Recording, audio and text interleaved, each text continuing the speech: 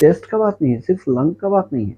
एक खांसी होने के लिए सारे बॉडी में एक्सर्शन हो जाता है और खांसते-खांसते पेट में दर्द हो जाता है। खांसते-खांसते ये पैर के कफ्स में तक में दर्द हो जाता है, सिर में दर्द हो जाता है।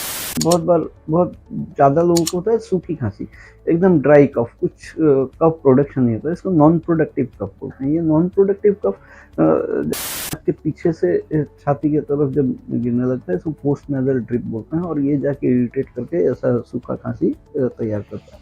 कुछ-कुछ लोगों में नॉन प्रोडक्टिव कफ भी होता है। प्रोडक्टिव कफ में बहुत सारा श्लेष्मा, बहुत सारा कफ आता है, बहुत सारा नज़ला आता है। एंटी एलर्जी जेनरल देने से क्या हुआ कि ब्रॉडली अंधेरे में हम लोग तीर मार रहे हैं कि एलर्जीज हो रहा है, चलो एंटी एलर्जी दिया, न्यूट्रलाइज होकर वो for the time being relief दे दिया।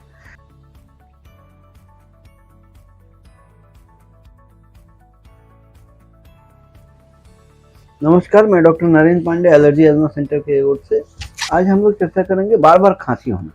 ये बार बार खांसी होने का प्रबंध पर चर्चा करेंगे। जो नए बंधु दर्शक आए हैं उनसे मैं रिक्वेस्ट करता हूँ, अनुरोध करता हूँ चैनल सब्सक्राइब करें, वीडियो अगर पसंद है तो एक लाइक करें और जो पुराने बंधु लाइक सब्सक्राइब कमेंट शेयर कर रहे हैं उनको बहुत बहुत धन्यवाद।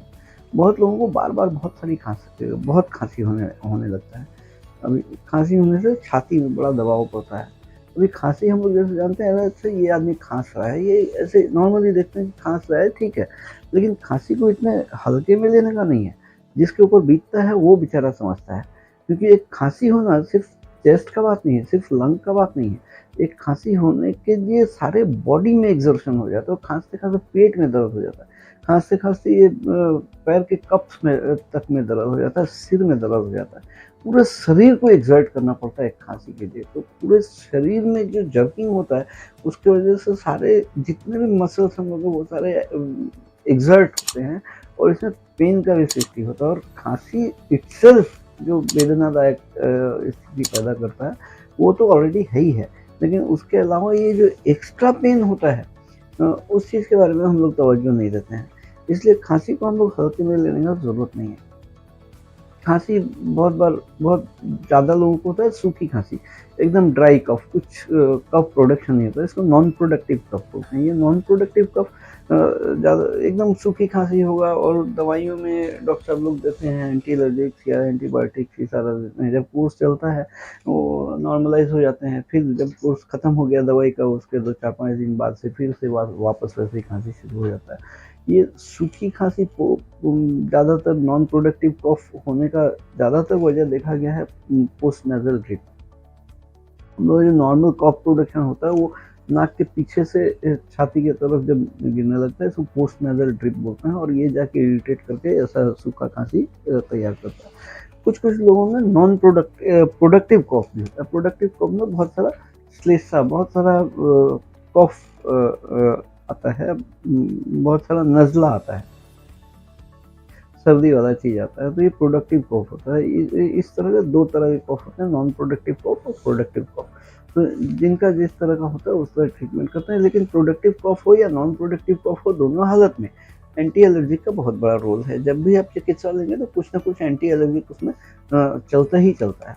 एंटी एलर्जी जेनरल देने से क्या हुआ कि ब्रॉडली अंधेरे में हम लोग तीर मार रहे हैं कि एलर्जीज हो रहा है, चलो एंटी एलर्जी दिया, न्यूट्रलाइज होकर वो for the time being relief दे दिया।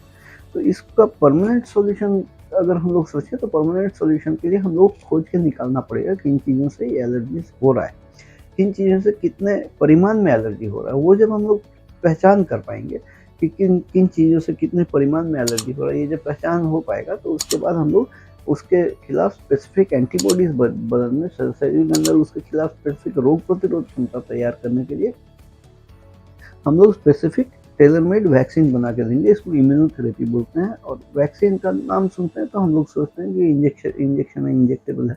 तो इंजेक्टेबल ऐसा नहीं है, ये हम लोग सबलिंगुअल इम्यूनोथेरेपी स्लिट बोलते हैं।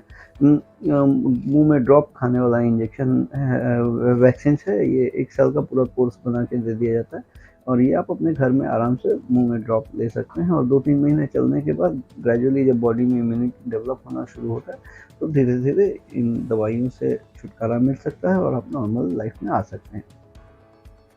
आप में से किन्हीं को भी अगर इन तरह के परिसेवा का ज़रूरत पड़े तो नीचे दिए गए अपॉइंटमेंट नंबर में कॉल करें और अपॉइंटमेंट लेके आके ये परिसेवा ले सकते हैं। मैं कल कोलकाता में मौलाली इंटरली सिनेमा हॉल के पास मौलाली मज़ार है, मौलाली मज़ार और इंटरली सिनेमा हॉल के बीच में एलर्जी एज़मा सेंटर कोलकाता में बैठता हूँ।